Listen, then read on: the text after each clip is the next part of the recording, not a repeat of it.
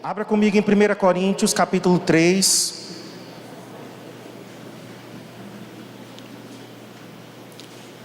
Primeira carta de Paulo aos Coríntios, capítulo 3. Vamos ler a partir do verso 1. Eu, porém, irmãos, não vos pude falar como a espirituais, e sim como a carnais, como a crianças em Cristo.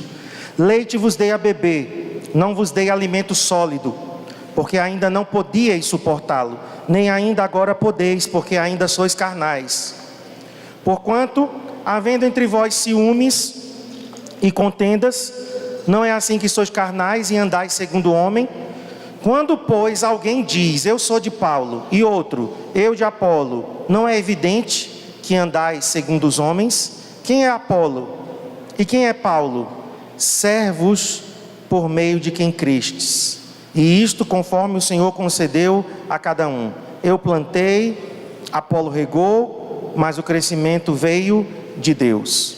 De modo que nem o que planta é alguma coisa, nem o que rega, mas Deus que dá o crescimento.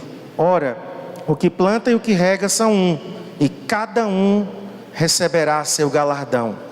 Preste atenção nessa expressão de Paulo. O que planta e o que rega são um, e cada um receberá o seu galardão segundo o seu próprio trabalho, porque de Deus somos cooperadores. Lavoura de Deus, edifício de Deus sois vós. Segundo a graça de Deus que me foi dada, lancei o fundamento como prudente construtor, e outro edifica sobre ele. Porém cada um veja como edifica, porque ninguém, agora é o texto que vai estar aqui, tá? Porque ninguém pode lançar outro fundamento além do que foi posto, o qual é Jesus Cristo. Contudo, se o que alguém edifica sobre o fundamento é ouro, prata, pedras preciosas, madeira, feno, palha, manifesta se tornará a obra de cada um, pois o dia a demonstrará, porque está sendo revelada pelo fogo, e qual seja a obra de cada um, o próprio fogo o provará. Se permanecer a obra de alguém que sobre o fundamento edificou, esse receberá galardão. Se a obra de alguém se queimar, sofrerá ele dano, mas esse mesmo será salvo, todavia, como que através do fogo. Senhor, em nome de Jesus, nós pedimos, Espírito Santo, que o Senhor possa falar aos nossos corações.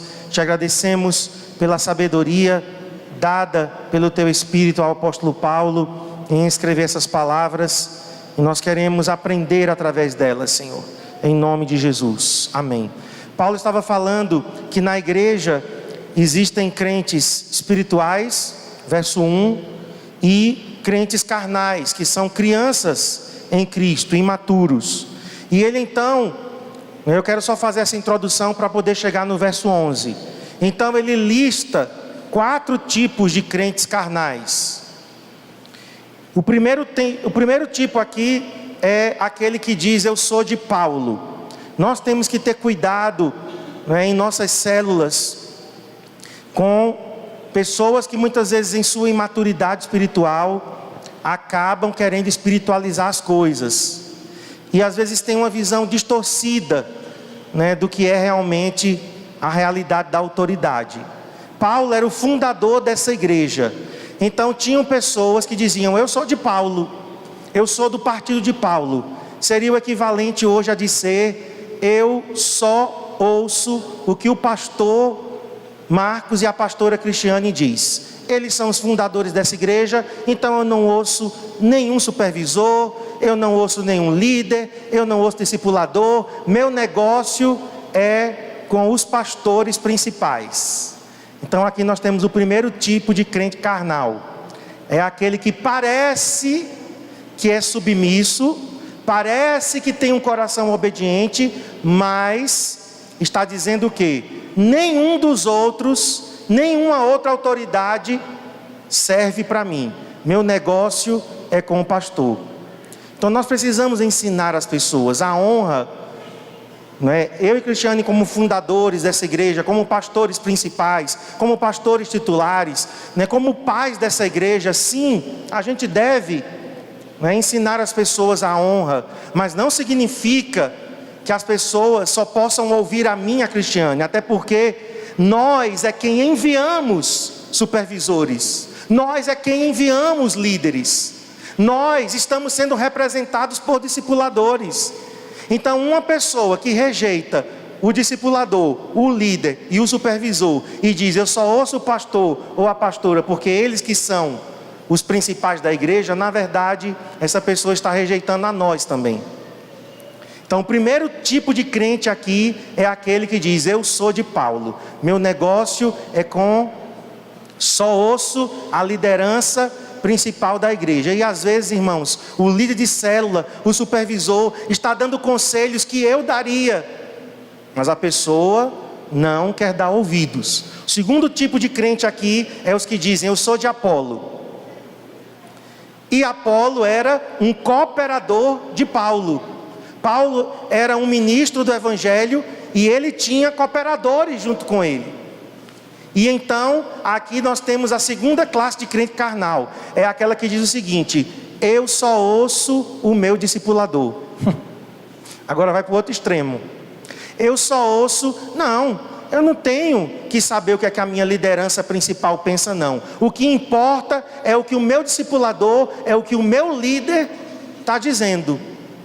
Porque são eles que lidam comigo, são eles que convivem comigo, são eles que têm a maior parte do tempo contato comigo. Pastor Marcos, pastora Cristiane, só vejo eles pregando lá no púlpito. Então, eu não tenho ligação nenhuma com a minha liderança principal. Minha questão, né, meu negócio é com o meu líder imediato. Está errado, queridos. Tantos que diziam: eu sou de Apolo, quantos que diziam: eu sou de Paulo, estavam com uma visão errada. Sabe por quê? Porque nós estamos trabalhando em conjunto. Eu e Cristiane somos liderança principal dessa igreja, sim, mas nós estamos trabalhando em conjunto com supervisores, com líderes e com discipuladores. Eu já peguei pessoas o seguinte, que ela vai colhendo opinião de todos, até chegar em nós para saber se a gente tem a mesma opinião dos outros. Vai para o discipulador: o que é que tu acha disso? Aí o discipulador: não, eu acho assim. Aí vai para o líder: e tu, o que é que tu acha isso? Aí vai para o supervisor, até chegar em nós para saber se a gente vai desfazer o que o supervisor, o líder, o discipulador disse. Quem tem filhos aqui sabe que é assim. O filho vai para a mãe, aí pergunta uma coisa, aí ele quer saber se realmente o pai concorda com o que a mãe está dizendo. Aí vai perguntar ao pai a mesma coisa. Então nós temos que trabalhar, meus irmãos, em um só propósito. Nós somos a liderança maior da igreja, mas existem líderes que foram enviados por nós. Nossos supervisores nos representam, são autoridade enviada por nós. Nossos líderes nos representam. E aí nós encontramos o terceiro tipo de crente carnal, os que diziam: eu sou de Cefas, que era Pedro. Pedro não tinha nada a ver com a igreja de Corinto. Pedro era apenas um pregador externo. E aí nós encontramos o terceiro tipo de pessoa, é aquela pessoa que diz assim: eu gosto demais do pastor tal do YouTube, porque ele dá tal e tal conselho que o meu pastor, que o meu líder, que o meu discipulador não dá. Ou seja, muitas vezes está valorizando mais ministérios externos do que ministérios que caminham contigo, que estão sobre a tua vida. Não estou dizendo que você não deve ouvir pregação de YouTube, tá? Mas você deve ter cuidado. Tem pessoas que valorizam mais a palavra dos outros, pastores, ministros de outros ministérios, do que os seus próprios pastores, do que os seus próprios líderes. E aí nós encontramos o quarto tipo de crente carnal aqui. Esse era o pior de todos: eu sou de Cristo. Esse é o pior de todos, irmãos. Parece o mais espiritual, mas é o pior de todos. É o que diz o seguinte: eu não ouço pastor, eu não ouço supervisor, eu não ouço líder, eu não ouço discipulador, eu não quero saber de nenhum pastor. Meu negócio é diretamente com Deus. Eu ouço de Deus. O que Deus tem para falar, Ele fala comigo e só comigo e diretamente comigo. Esse é o mais carnal de todos. que é que nós aprendemos aqui, queridos? Nós precisamos entender que o corpo de Cristo se complementa. Nós, eu e Cristiane, como pastores principais dessa igreja, nós temos o nosso lugar. Nós temos a nossa função nessa igreja. Mas, abaixo de nós, existem homens e mulheres também, que são homens e mulheres de Deus. E que devem também ser ouvidos. Temos pastores de fora, que também são homens de Deus. Hoje mesmo eu estava ouvindo uma palavra de um pastor que foi muito abençoada. Eu ouço ministérios externos, mas eu entendo que Deus fala comigo através da minha liderança.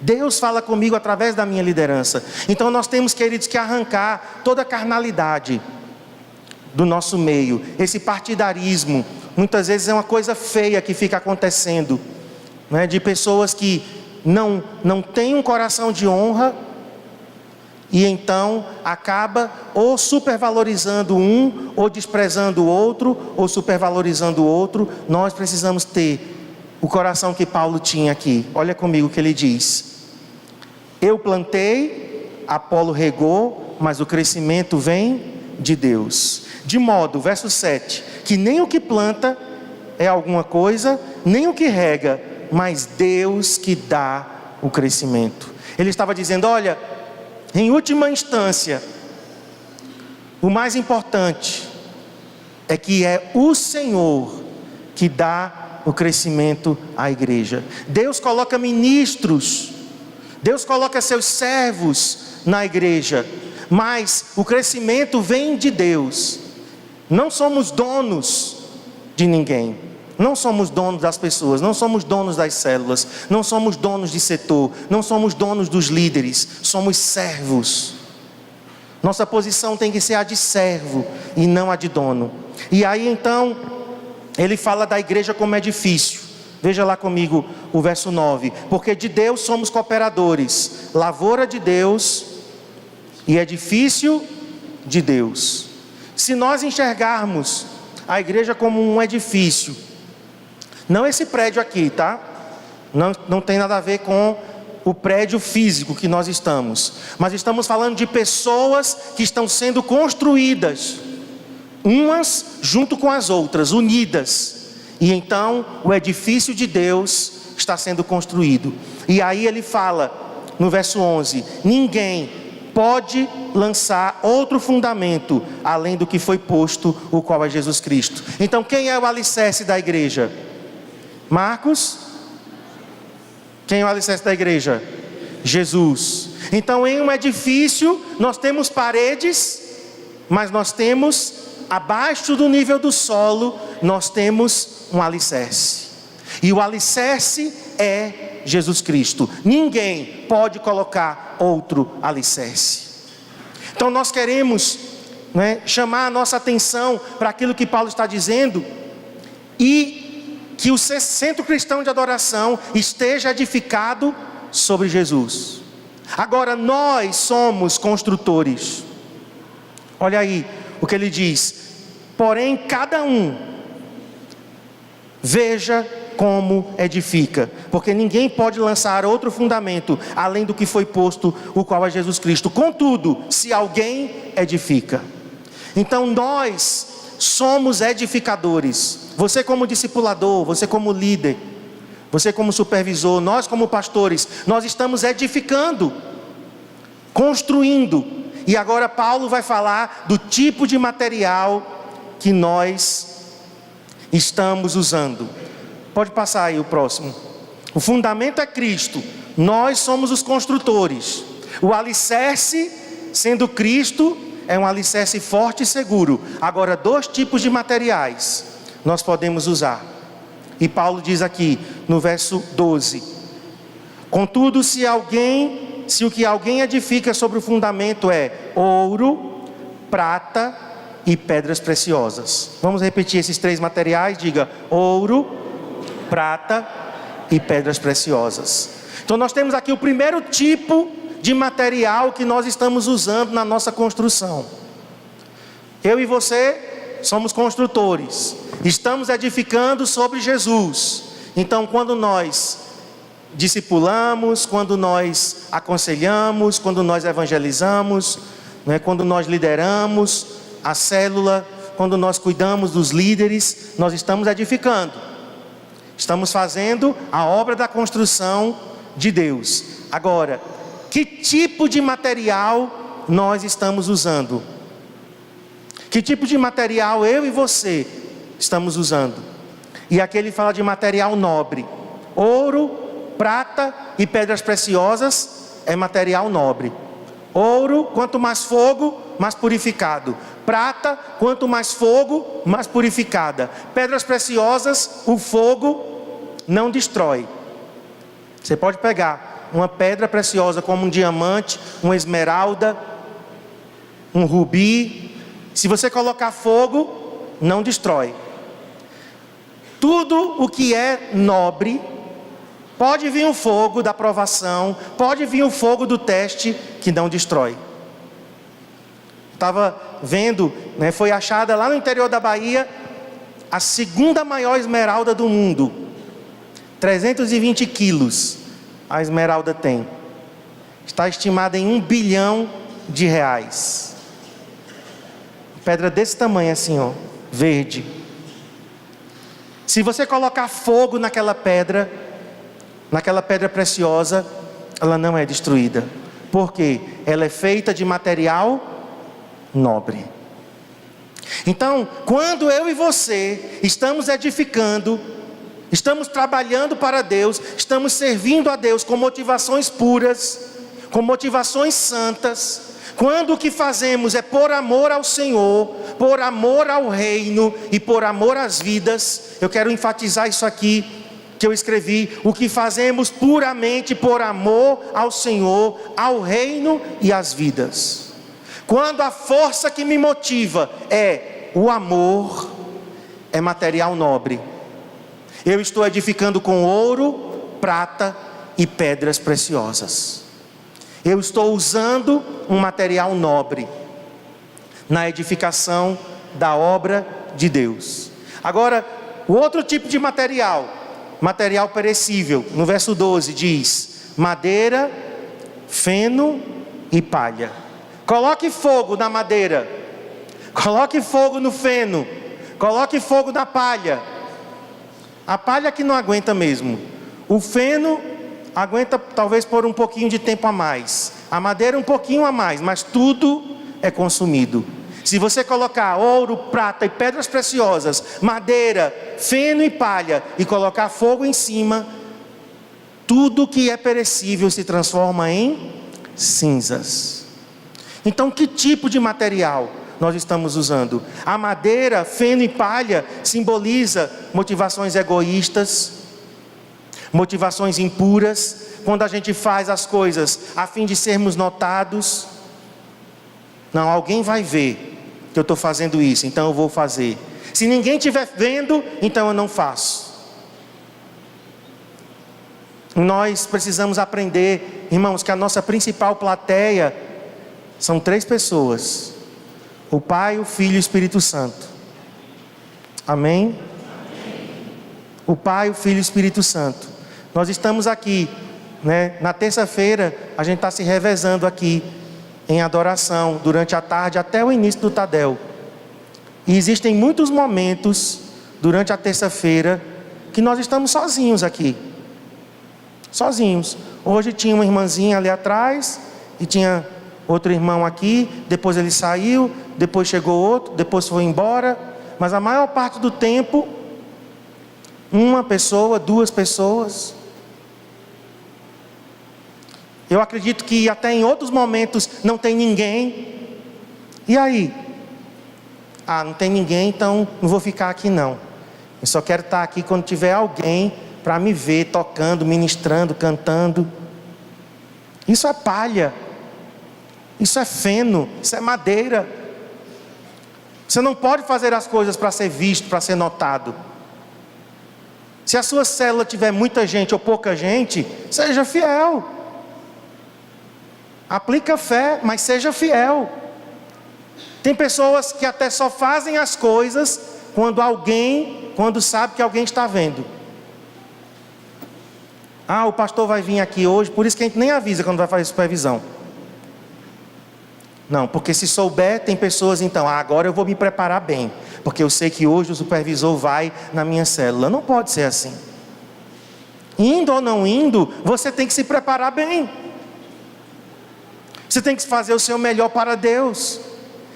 Quando fazemos as coisas, irmãos, forçadamente, quando fazemos as coisas por obrigação, isso é horrível. Eu quero te dizer, Deus, Ele não quer nada obrigado. Salmo 110 diz que nós devemos nos apresentar ao Senhor voluntariamente no dia do seu poder. Olha, queridos, eu não sei se você é como eu, mas você já ficou com alguém perto de você, sabendo que a pessoa não queria estar com você? Alguém já passou por essa experiência? É bom você saber que uma pessoa está ali só por obrigação, forçadamente, que não tem prazer de estar com você. Quem gosta disso? Deus também não. Deus também não, meus irmãos. Se nós estivermos fazendo as coisas para apenas ser notados, ou porque alguém está pedindo, ou porque é uma obrigação, não, porque é a visão da igreja que está pedindo, isso é horrível. Horrível. Uma visão não pode ser maior do que o amor que nós temos pelo Senhor, pelo seu reino e pelas vidas. Por quê? Eu me questiono, por que eu sou pastor? Por que eu ministro louvor? Por que eu toco um instrumento? Por que eu dou aula numa sala de aula? Por que eu discipulo? Por quê? Por que eu supervisiono? Por que eu aceito convites para pregar em algum outro lugar? Eu tenho que me questionar. Se eu não me questionar, os outros não farão isso por mim. Por que eu sirvo? Por que queremos ser o que somos? Por que queremos ser uma igreja que cresce? Qual a motivação de querer ser uma igreja de milhares de pessoas? Nós precisamos nos questionar. E aqui eu coloquei, por motivos impuros, para ser notado, para fazer as coisas forçadamente, por obrigação e por competição. Isso aqui também é madeira, é feno e palha.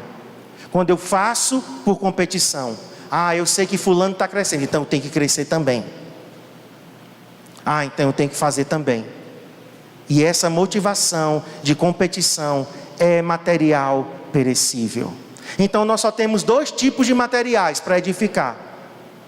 Só 2.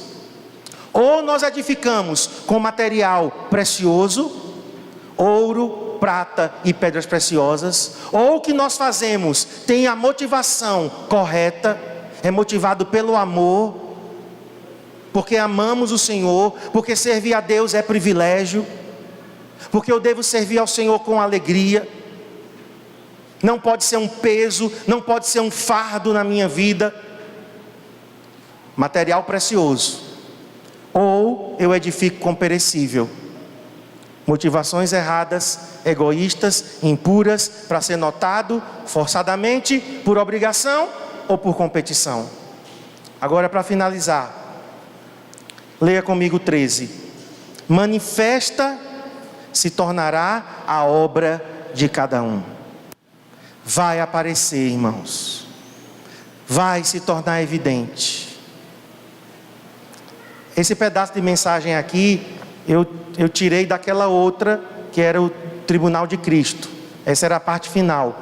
Mas eu quis realmente falar para nós que somos líderes. Para você que almeja a liderança. Eu não quis falar para toda a igreja. Então eu separei essa parte final para que a gente se questione. Vai aparecer no dia do tribunal de Cristo. Vai se tornar claro. A palavra manifesta aqui se tornará evidente, se tornará visível. Conta-se uma historinha, claro que não é verdade, tá? Mas tinha uma irmã, que era uma irmã simples, de oração, que não era muito notada. Ela morreu e foi para o céu. E o pastor daquela irmã também morreu e foi para o céu.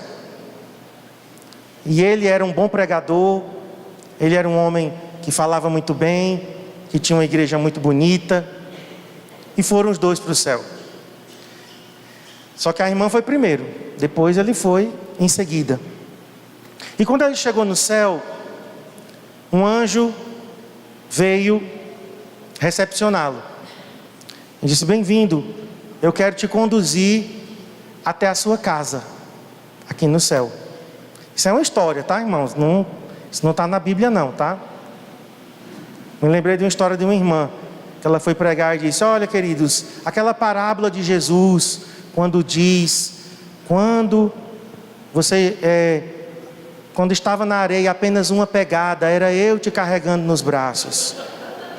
Essa parábola que Jesus contou, não, isso não é parábola não, isso é pegadas na areia, é um quadro que antigamente tinha nas casas. Isso não está na Bíblia não, mas a irmã achava que estava na Bíblia. Então essa história que eu estou contando não está na Bíblia, apenas uma ilustração. E o anjo então começou a passear, e foram passando pelos bairros do centro, foi passando pelo Heliópolis Celestial, subindo na Rui Barbosa do céu, e o pastor foi se animando. Nossa, acho que eu vou morar por aqui. E mansões, e mansões, e mansões. E teve uma que chamou muita atenção dele. Ele disse: e aquela mansão ali, que casa linda. Aí o anjo disse: aquela mansão é da irmã fulana. Irmã fulana, da minha igreja, eu fui pastor dela. É, irmã fulana.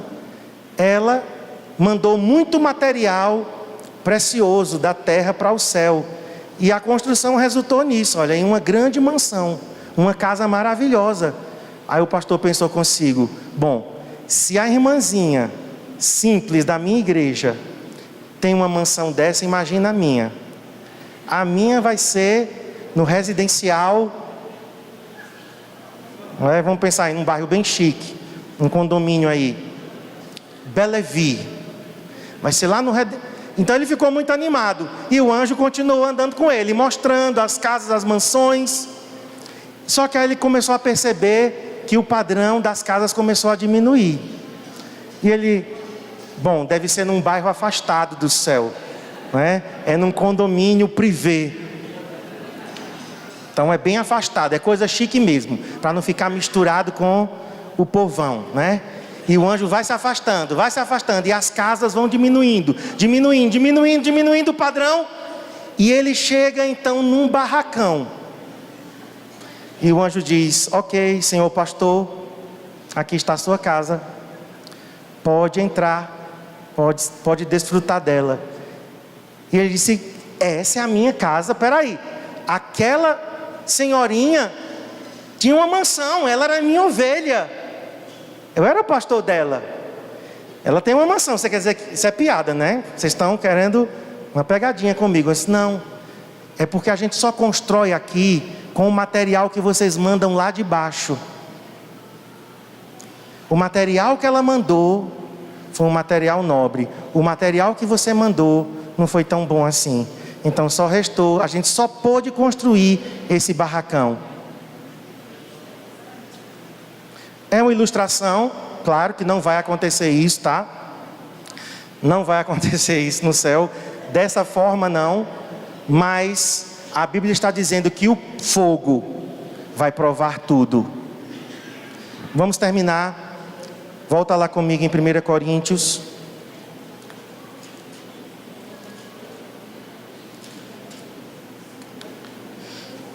Manifesta se tornará a obra de cada um, pois o dia de Cristo, o dia do tribunal de Cristo a demonstrará, porque está sendo revelada pelo fogo. É o fogo da prova. Aqui é o fogo da prova do tribunal de Cristo. Nós compareceremos diante do Senhor, e Jesus então, com seus olhos de chama de fogo, vai provar o material que nós enviamos. Então nós precisamos agora, queridos, nos preocupar com o tipo de material nós estamos edificando a obra de Deus. O fogo provará, e somente o que for precioso e imperecível permanecerá. E eu quero terminar lendo aqui com vocês. Diz assim: demonstrará, porque está sendo revelada pelo fogo, e qual seja a obra de cada um. Então não é quantidade. O que Paulo está falando é de qualidade. Qual a qualidade da obra de cada um? Então, que nós possamos, como líderes, como pastores, como supervisores, discipuladores, que nós possamos entender que a motivação do nosso coração é o tipo de material que nós estamos edificando a obra de Deus. E eu quero te perguntar agora, para você refletir: se essa história fosse verdade, que casa você encontraria no céu? Que casa? Uma mansão ou um barracão? Ou talvez só um pau levantado com umas palhas em cima, palha de coqueiro. Então, não estamos ainda diante do tribunal de Cristo, não estamos. Então podemos, a partir de agora, mudar a nossa motivação, amém? Purificar a nossa motivação, o nosso coração, que seja feito por amor, que você lidere por amor, que você discipule por amor, que você... O que você fizer, visite, aconselhe, se você canta aqui, se você toca, se você ajuda com as crianças, se você dá aula na escola ministerial, se você ajuda no acolhimento, o que seja. Se alguém te escalou para você servir a ceia, ajudar a recolher as ofertas, não importa. O que seja, seja por amor a Deus, ao reino de Deus e às vidas. Amém? Então, fique em pé, vamos orar. Senhor, em nome de Jesus, a Tua palavra diz que no dia do Senhor, nós iremos comparecer diante de Ti. E qual seja a nossa obra, vai ser provada pelo fogo. E eu quero pedir, Senhor, a começar em mim, como liderança principal dessa igreja, Senhor, que as motivações sejam puras, santas, que o amor seja a força que nos impulsiona para fazer o que fazemos, Senhor. Que não seja por competição, que não seja por obrigação, que não seja, Senhor, para mostrar às pessoas que estamos fazendo, que não seja com ambição, tendo em vistas uma promoção, alguma coisa desse tipo, mas dá-nos motivos puros, dá-nos motivos santos, porque a nossa obra vai ser provada pelo fogo no dia do tribunal de Cristo. Quando compareceremos diante do Senhor, nós seremos provados pelo fogo, e nós queremos, Senhor, edificar com materiais preciosos, ouro, prata e pedras preciosas, e receber do Senhor a recompensa. É a minha oração, Senhor, por minha vida, pela vida da pastora Cristiane, pela vida dos nossos supervisores. Oramos por esses homens e mulheres, pelos nossos líderes, discipuladores. Nós pedimos por toda a liderança dessa igreja, que o Senhor nos dê um coração, Senhor, que ama o Senhor, ama a sua presença, ama a sua glória, ama o seu reino, acima de tudo, em nome de Jesus. Amém.